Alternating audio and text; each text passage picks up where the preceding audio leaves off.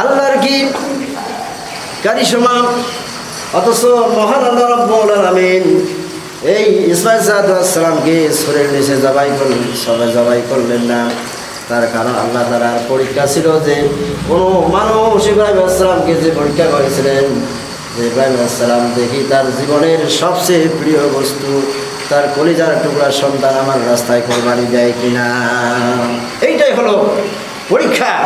ইব্রাহিম আলাইহিস সালাম যদি ইচ্ছা করলে কিন্তু পারত যে আল্লাহ এই 100 বছরের বয়সের পরে আবার এই একটি সন্তান পেয়েছি, আমার ধৈর্য টানায় না, আমার ধৈর্যের সীমা অতিক্রম হয়ে যাচ্ছে, আমি কিভাবে এই কলিজার টুকরা সন্তানকে নিজ হাতে ছুরি দিয়ে জবাই করবো, এটা তো আমি ধৈর্য হারিয়ে গেলাম, আমি এই আদেশ আবার পালন করতে পারবো না। ইব্রাহিম আলাইহিস সালাম কিন্তু চাইলে এই কথাটা কিন্তু আল্লাহর কাছে বলতে পারতেন না, কিন্তু সেটা না করে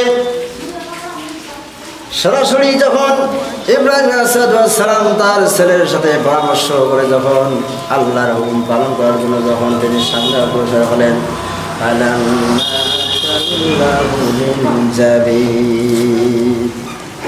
এবার ইব্রাহিম আলাইহিস সালামকে ছুরির নিচের মধ্যে শোয়াই দিলেন।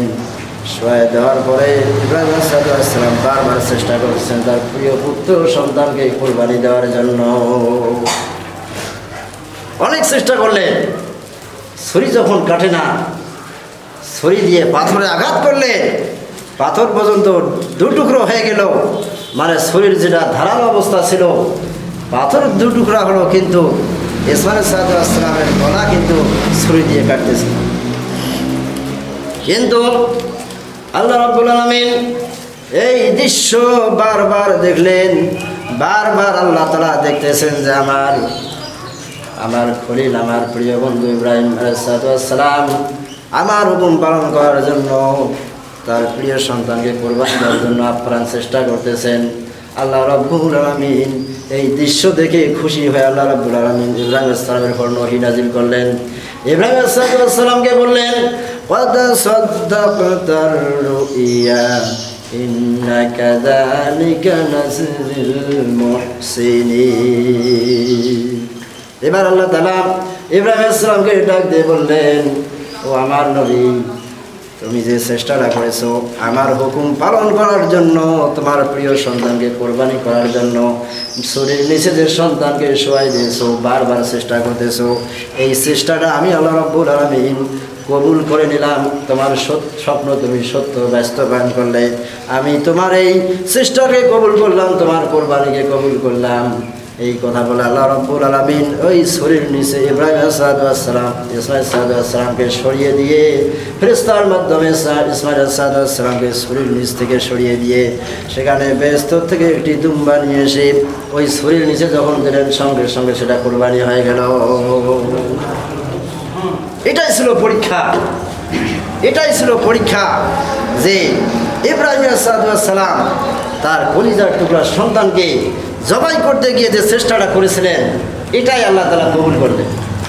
না হলে যদি সেই দিন যদি ইসমাঈল আলাইহিস সালামকে জবাই করা হতো, কোরবানি করা হতো, আজকে কিন্তু এই রীতি আমাদের মধ্যে কিন্তু কার্যকর হতো, যার কারণে আমরা আজকে সেই ইসমাঈল আলাইহিস সালামের পরিবর্তে যেহেতু আল্লাহ তাআলা দুম্বা, বেহেশতের দুম্বা সেখানে নিয়ে এসেছেন, সেই ধারাবাহিকতায় এখন আমরা বিভিন্ন পশুগুলো আমরা আল্লাহর রাস্তায় কোরবানি দিতেছি। এই কোরবানিটা দিতে হবে, কোরবানিকে যেন তেন বিষয় মনে করলে হবে না, এমন একটি গুরুত্বপূর্ণ ইবাদত আল্লাহ রাব্বুল আলামিন আমাদের জন্য সাব্যস্ত করেছেন, সামর্থ্যবান লোকদের জন্য সাব্যস্ত করেছেন। বলা হয়েছে যে এই কোরবানি যদি কেউ করে, যে ব্যক্তির পক্ষ থেকে কোরবানি করা হবে, যখন ওই পশুটাকে কোরবানি করা হবে, ওই পশুর কোরবানির যে রক্তটা মাটির মধ্যে পড়ার আগে আল্লাহ রাব্বুল আলামিন ওই পশুর গার মধ্যে যত লোম রয়েছে সম পরিমাণ সব আল্লাহ রাব্বুল আলামিন তার আমলনামায় দিয়ে দিবে। এত মর্যাদার কথা বলা হয়েছে। সেই কোরবানি কিন্তু যেন তেনভাবে দিলে হবে না। আমরা জানি যে কোরবানিটা কিন্তু ওয়াজিব, আল্লাহ তাআলা ফরজ করে না দিয়ে ওয়াজিব দিয়েছেন, তার মানে ফরজের কাছাকাছি যেটা সেটাই হলো ওয়াজিব। কিন্তু আমার প্রশ্ন হলো, আমাদের সমাজের মধ্যে যে সমস্ত লোকেরা ওয়াজিব পালন করতে গিয়ে অনেক ফরজ হুকুম আল্লাহ তাআলার হুকুমকে অমান্য করে, অনেক ফরজ হুকুমকে অমান্য করে। যেমন যদি আমি নামাজের কথাই বলি, নামাজটা হলো ফরজ আর কোরবানি হলো ওয়াজিব। আমাদের সমাজের মধ্যে এমনও লোক রয়েছে যারা 5 ওয়াক্ত নামাজ পড়তেছে না, অথচ কোরবানি দেওয়ার যাবতীয় প্রস্তুতি গ্রহণ করেছে। কথা বলুন ঠিক কিনা? কি করে না? কিন্তু নামাজটা হলো ফরজ আর কোরবানি হলো কিন্তু ওয়াজিব। আপনি ফরজকে পিছনে ফেলে কেন ওয়াজিব করতেছেন? আপনি সাথে ফরজটা কেন পালন না করেন? এটা শুধু আপনার আমার উপর বিধান নয়, স্বয়ং মহান আল্লাহ রাব্বুল আলামিন সূরা কাউসারের মধ্যে মহান আল্লাহ রাব্বুল আলামিন বিশ্বনবীকে জানিয়ে দিয়েছেন যে নামাজ আগে পড়ো, তারপরে কোরবানি করো। নামাজ আগে পড়ার কথা বলা হয়েছে। আল্লাহ তাআলা বলেছেন, ইন্না আ'তাইনাকাল কাউসার ফাসাল্লি লিরাব্বিকা ওয়ানহার। আল্লাহ তাআলা এখানে বলেছেন, হে নবী, নিশ্চয় আমি তোমাকে কাউসার দান করেছি। কাউসার মানে হলো বেহেশতের মধ্যে একটি নদী থাকবে, যে নদীর পানি হবে দুধের মতো সাদা, অনেক মিষ্টি। কিতাবের মধ্যে এসেছে যে বিশ্ব নবী বলেছেন, যে ব্যক্তি জান্নাতের মধ্যে হাউজে কাউসারের পানি একদিন পান করবে, একবার পান করবে, তার বাকি হায়াতের মধ্যে তার আর পিপাসা হবে না। এমন হাউজে কাউসারের পানির কথা বলা হয়েছে।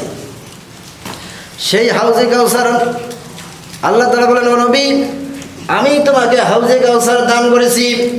ফাসাল্লি লিরাব্বিকা, সুতরাং তুমি তোমার পূর্বর সন্তুষ্টে, তোমার পূর্বর হুকুম মাকাম পালন করার ক্ষেত্রে তুমি আগে নামাজ পড়ো। ফাসাল্লি লিরাব্বিকা ওয়ানহার, তারপরে তুমি কোরবানি করো। আগে নামাজ পড়ো এবং তারপরে কোরবানি করো। তার কি নামাজ আগে না কোরবানি আগে? শুধু এটাই না, তাফসীরের মধ্যে এই আয়াতের ব্যাখ্যার মধ্যে বলা হয়েছে 5 ওয়াক্ত নামাজ আদায় করা সহ মানুষ যতক্ষণ পর্যন্ত ঈদুল আজহার নামাজ আদায় করে নাই, ততক্ষণ পর্যন্ত কোরবানি দিতে পারবে না। আগে নামাজ পড়তে হবে, তারপরে কোরবানি দিতে হবে। এখন আমরা যারা কোরবানি দিব অলরেডি নিয়ত করেছি, আপনারা বলুন তো, আল্লাহ রসুলের জন্য যদি এই আদেশ হয় যে আগে নামাজ তারপরে কোরবানি, তাহলে কি এই আদেশ আমাদের জন্য আছে না? এই জন্য আমরা যারা কোরবানি দেওয়ার নিয়ত করেছি, তাকে অবশ্যই আজকেই নিয়ত করতে হবে। তাকে আগে 5 ওয়াক্ত নামাজ তাকে আগে বাস্তবায়ন করতে হবে, কায়েম করতে হবে। নামাজ পড়ার মাধ্যমে সে যদি কোরবানি দেয়, আল্লাহ তাআলা সেই কোরবানিটাই শুধু গ্রহণ করবেন।